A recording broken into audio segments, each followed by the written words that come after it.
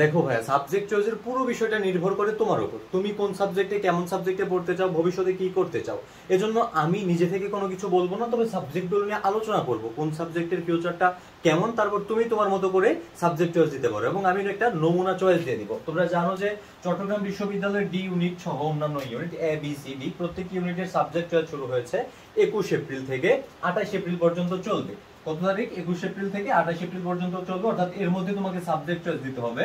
এবং 1 থেকে 8,000-এর মধ্যে যাদের পজিশন, যারা ভর্তি পরীক্ষা দেওয়ার পর 1 থেকে 8,000-এর মধ্যে মেরিট পজিশন রয়েছে, তোমরা সবাই সাবজেক্ট চয়েস দিতে পারবে।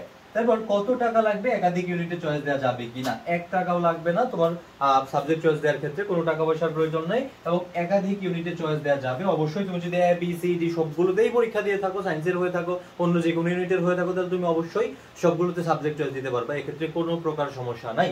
আচ্ছা, তারপর কত টাকা লাগবে বা কিভাবে সাবজেক্ট চয়েস দিবা? তোমার ভর্তি পরীক্ষা দেওয়ার সময় বা আগে লগ ইন করার সময় তুমি যে ইউজার আইডি এবং পাসওয়ার্ড পেয়েছিলা, ওই একই ইউজার আইডি এবং পাসওয়ার্ড দিয়ে তোমাকে লগ ইন করতে হবে। লগ ইন করার পর চবির ওয়েবসাইটে গেলে তুমি সেখানে অপশন দেখতে পাবে, সেখান থেকে চাইলে নিজেই চয়েস দিতে পারবা। এখন সাবজেক্ট নিয়ে আমি কয়েকটা আলোচনা করব।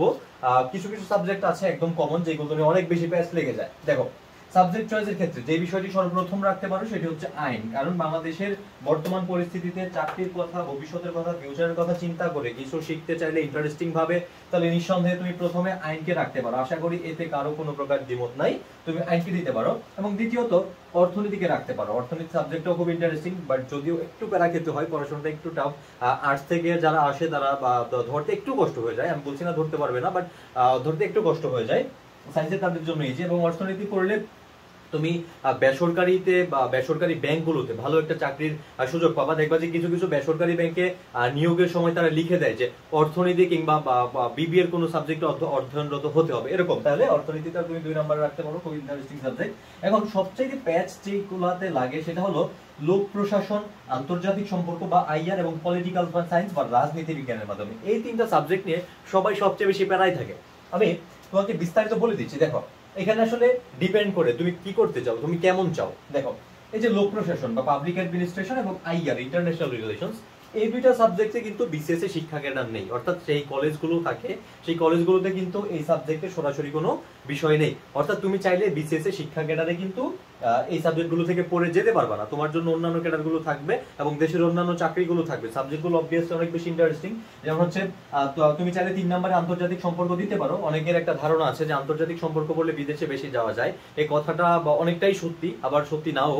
হ্যাঁ, অনেকটা সত্যি। কিরকম? যে তুমি যেহেতু আন্তর্জাতিক সম্পর্কগুলো পড়বা, হ্যাঁ, তোমার পড়াশোনাটা যেহেতু ইন্টারন্যাশনাল থাকবে, সেহেতু তুমি বাইরে যাইতে চাইলে তুমি একটু বেনিফিটস পাবা। আবার হচ্ছে যেই প্রচলিত ভুল কথাটা আছে সেটা হচ্ছে মানুষ মনে করে আন্তর্জাতিক সম্পর্ক পড়লেই বোধহয় বাইরে নিয়ে যায়, ব্যাপারটা এরকম না। ওকে, তাহলে তুমি আমি বলবো যে 3 নম্বরে আন্তর্জাতিক সম্পর্কটা রাখো, এটা রাখতে পারো, ওই সাবজেক্টটা খুব ইন্টারেস্টিং। এবং 4 নম্বরে লোক প্রশাসন এবং রাজনীতি বিজ্ঞান। দেখো, এই আন্তর্জাতিক সম্পর্কতেও কিন্তু শিক্ষা ক্যাডার নাই, মাথায় রাখিও, বাট আন্তর্জাতিক সম্পর্ক সাবজেক্টটা খুব ইন্টারেস্টিং। আচ্ছা, লোক প্রশাসন এবং রাজনীতি বিজ্ঞান, এই যে রাজনীতি বিজ্ঞান, এটাতে কিন্তু বিসিএস এ শিক্ষা ক্যাডার অন্তর্ভুক্ত। এবং যে স্থানীয় কলেজগুলো প্রত্যেকটাতেই কিন্তু এই সাবজেক্টই পাওয়া যায়, বা অর্থাৎ পৌরনীতির মতো সাবজেক্টগুলো তুমি পড়াইতে পারবা। ওকে, তাহলে এক্ষেত্রে তুমি 4 নম্বরে রাজনীতি বিজ্ঞানকে রাখতে পারো, অথবা তোমার যদি লোক প্রশাসন পছন্দ হয় সেক্ষেত্রে তুমি লোক প্রশাসনকেও 4 নম্বরে রাখতে পারো। বাট আমাকে যদি বলা হয় তাহলে আমি চোখ বন্ধ করে রাজনীতি বিজ্ঞানকেই রাখবো। আচ্ছা, তাহলে 5 নম্বরে তুমি লোক প্রশাসনকে রাখতে পারো। দেখো, এখানে আসলে ডিপেন্ড করে যে তুমি কোন সাবজেক্টে যেতে চাও, কোন ফিল্ডে যেতে চাও। লোক প্রশাসনের ভবিষ্যতের কথা যদি বলি, চট্টগ্রাম বিশ্ববিদ্যালয়ের যে লোক প্রশাসন বিভাগ, এই বিভাগ অত্যন্ত স্মার্ট একটা ডিপার্টমেন্ট। এই ডিপার্টমেন্টের সবাই বেশ ভালো করে এবং বড় বড় জায়গাতে যায় তারা। ওকে, তো চাইলে তুমি লোক প্রশাসনও দিতে পারো। হ্যাঁ, বিসিএস এর শিক্ষা ক্যাডার ছাড়া অন্যান্য সমস্ত সুযোগ তোমার জন্য বিদ্যমান থাকবে এবং দেশের প্রশাসনিক যে বিষয়গুলো আছে ওই প্রশাসনিক বিষয়গুলো নিয়ে পড়াশোনা করতে পারবে। অবভিয়াসলি এটা অনেক বেশি ইন্টারেস্টিং। হ্যাঁ, ভবিষ্যতে তুমি ভালো কোনো সেক্টরে গেলে এগুলো কাজে লাগবে। ওকে, তাছাড়া রাজনীতি বিজ্ঞান, এটা হচ্ছে মানে একের ভিতর অনেক। আমি নিজেও রাজনীতি বিজ্ঞানের শিক্ষার্থী। অত্যন্ত সমৃদ্ধ একটা ডিপার্টমেন্ট, ভার্সিটির প্রথম থেকেই এই ডিপার্টমেন্টটা ছিল। এবং এখানে তুমি যদি রাজনীতি বিজ্ঞান পড়ো, এমন না যে তুমি এটাই পড়বা, তুমি স্ট্যাটিস্টিক্স পড়বা, যেই সাবজেক্টেই যাও তুমি স্ট্যাটিস্টিক্স পড়বা, ইকোনমিক্স পড়বা, তারপর হচ্ছে তোমার আইসিটি পড়বা, ইংরেজি পড়বা, অনেকগুলো বিষয় কিন্তু অন্তর্ভুক্ত থাকে, একটা করে অন্তত গেস্ট কোর্স থাকে। ওকে, তাহলে হচ্ছে তুমি 5 নম্বরে লোক প্রশাসন দিতে পারো। যে এখানে হচ্ছে আরো একটু ডিপেন্ড করে, তোমার যদি সাংবাদিকতার ক্ষেত্রে কোনো প্যাশন থাকে তাহলে কিন্তু তুমি অর্থনীতির পরেই সাংবাদিকতাকে দিতে পারো। তুমি যদি চাও সাংবাদিকতায় পড়তে বা রাজনীতি বিজ্ঞানের পরেই সাংবাদিকতাকে দিতে পারো।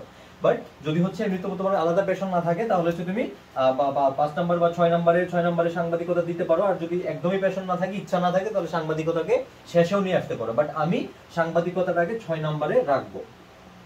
আচ্ছা, সাংবাদিকতার পরে আমরা হচ্ছে ক্রিমিনোলজি এন্ড পুলিশ সায়েন্সকে 7 নম্বরে রাখবো। এই সাবজেক্ট অত্যন্ত ইন্টারেস্টিং, বাট চট্টগ্রাম বিশ্ববিদ্যালয়ে এই ডিপার্টমেন্টটা একটু নতুন, তুলনামূলক নতুন, বাট সাবজেক্টটা খুবই ইন্টারেস্টিং, অনেক বেশি ইন্টারেস্টিং। নতুন বলে এটিতে মানে তুলনামূলক মানুষের পছন্দের তালিকায় একটু কম থাকে, বাট সাবজেক্ট অনেক বেশি ইন্টারেস্টিং। চাইলে তুমি ক্রিমিনোলজিকে আরো আগেও দিতে পারো যদি তোমার প্যাশন থাকে সেরকম এই বিষয়ে পড়াশোনা করার।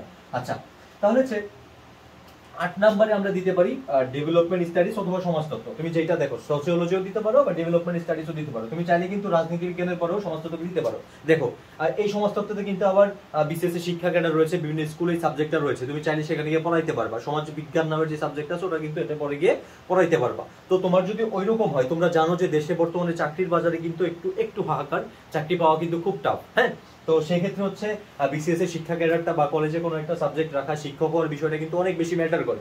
তো সেই ক্ষেত্রে তোমরা চাইলে রাজনীতি বিজ্ঞানের পরেও সমাজতত্ত্বকে রাখতে পারো। বাট আমি এখানে রেটিংটা করতেছি ওই চিন্তা করে না, শুধু আমি এখানে সাবজেক্টের যে ভ্যালু ওই হিসেব করে রেটিংটা করতেছি। বাট তুমি তোমার মতো করে চয়েস দিতে পারো। আমি সাবজেক্ট সম্বন্ধে আলোচনা করতেছি, এছাড়া যদি একক কোনো সাবজেক্টে জানতে চাও আমাকে বললে আমি উত্তর দিব, কেমন? আচ্ছা, তাহলে হচ্ছে তুমি 9 রাখতে পারো সমাজতত্ত্ব, এবং তারপর তুমি 10 নম্বরে রাখতে পারো নৃবিজ্ঞান বা অ্যানথ্রোপোলজি। এই অ্যানথ্রোপোলজি সাবজেক্টটাও একটা ইন্টারেস্টিং সাবজেক্ট, যদিও এতে শিক্ষা ক্যাডার অন্তর্ভুক্ত না। বাট অ্যানথ্রোপোলজি সাবজেক্টটাতে মানুষ সম্পর্কিত বিজ্ঞান আর কি, মানে মানুষের যেই উৎপত্তি, মানুষের যে আদি বাসস্থান, এই প্রত্যেকটা বিষয় নিয়ে আলোচনা করা হয়। পড়াশোনা করে অনেক মজা, বাট একটু প্যারা খেতে হয়, কিন্তু সাবজেক্টটা খুব ইন্টারেস্টিং। হ্যাঁ, তো এভাবে তুমি চাইলে চয়েস দিতে পারো।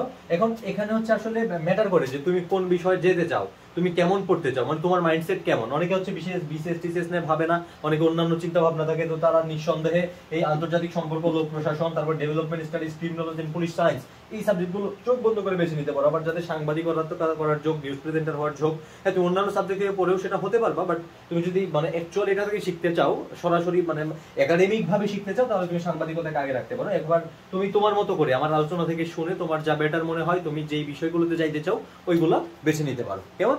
তো সবাই ভালো থাকো, সুস্থ থাকো।